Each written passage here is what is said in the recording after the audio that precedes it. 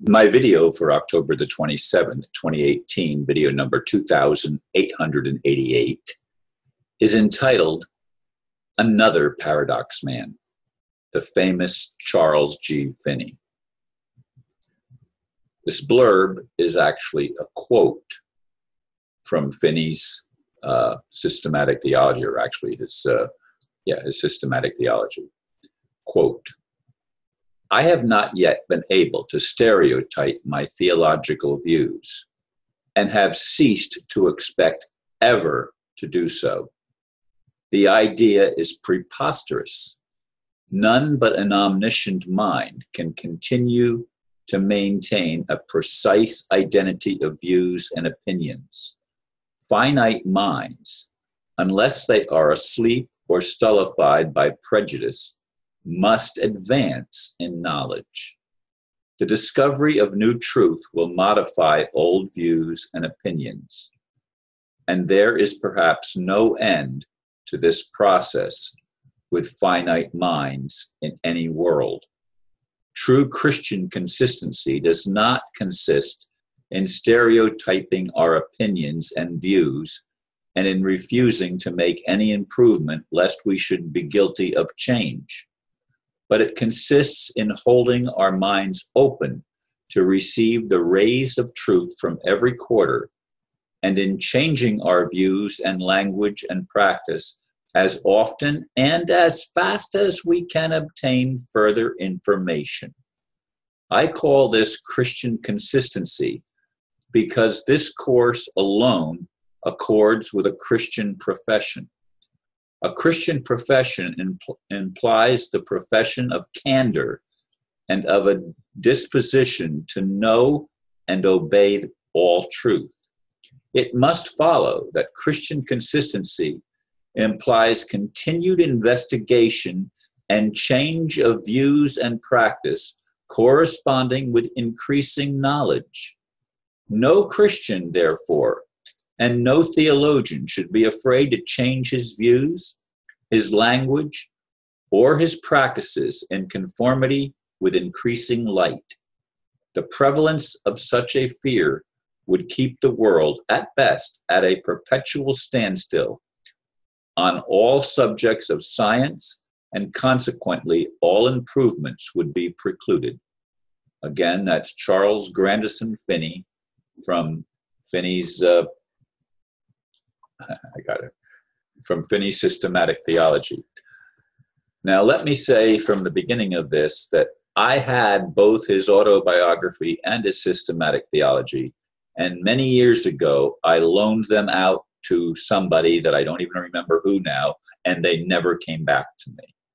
And like the Anastasia books have been important to me more recently, these were foundational in my broad viewpoint, because I also, like Finney, am a paradox man.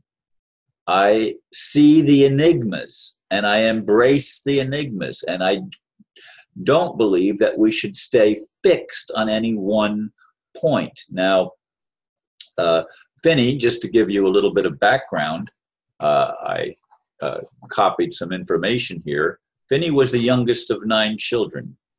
He was had musical skills. He was 6'3" tall, and he first was attending a Baptist church in Henderson, New York, and he was involved with Baptists and Methodists at that time. But later he became a licensed minister in the Presbyterian church. But listen to this: he had many misgivings about the fundamental doctrines taught in that denomination, which is quite interesting. He later founded and preached at the Broadway Tabernacle in New York City, and became the professor of systematic theology at the newly formed Oberlin College in Oberlin, Ohio. He was noted as being one of the main leaders of the Second Great Awakening in America. He had many innovations in his preaching style and it impacted entire communities. I know that from reading his autobiography, the effect that it had on people that were absolutely radically transformed, not just on a religious level, but on a political level and everything. He said he would allow women to pray out loud in public and had meetings of mixed sexes, which was, I guess, not a common practice at that time.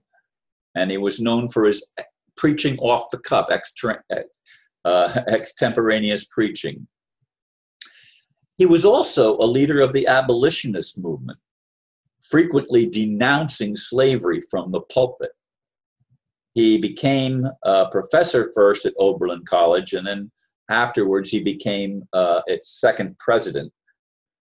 And he had already served as an acting president prior to becoming the official second president. Oberlin was the first American college to accept women and Black students.